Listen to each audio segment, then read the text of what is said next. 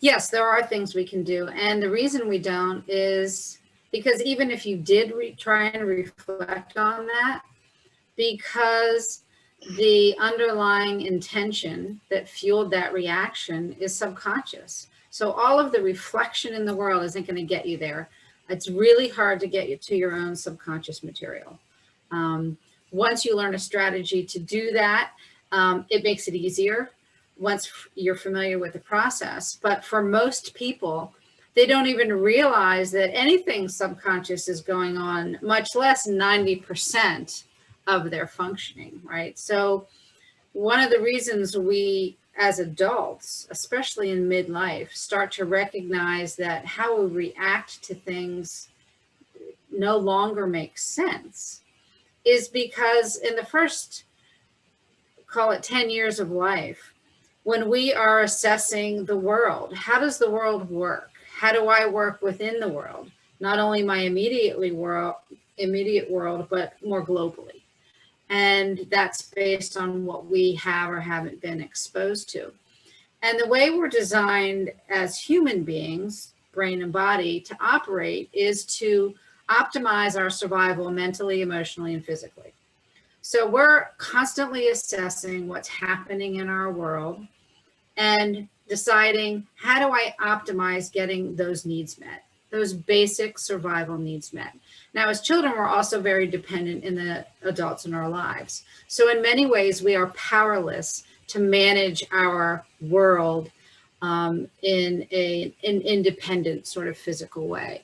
So children often revert to control. How do I control what's happening in me and around me so that I am keeping myself out of risk or danger and putting myself into getting those needs met?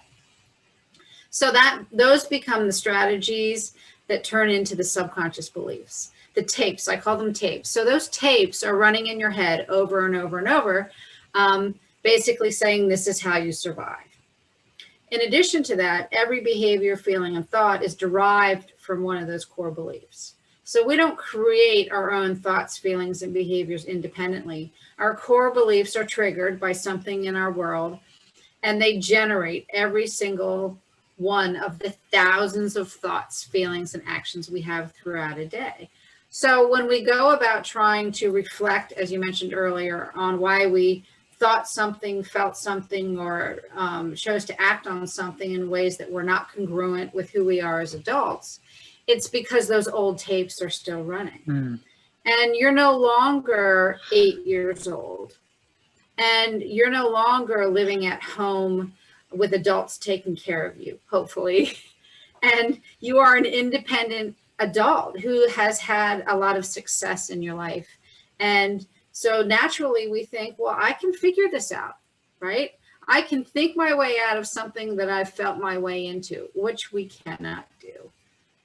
So we end up in this cycle of, you know, what is wrong with me? I know that doesn't make sense for me. I know that doesn't get me towards my goals, either career goals or personal goals. Yet I feel compelled and I keep returning to those same old cycles. And it's because that's how we're wired as human beings. We're wired to survive that way. The key is in recognizing that and then connecting to the resources in your life that can take you from surviving to thriving.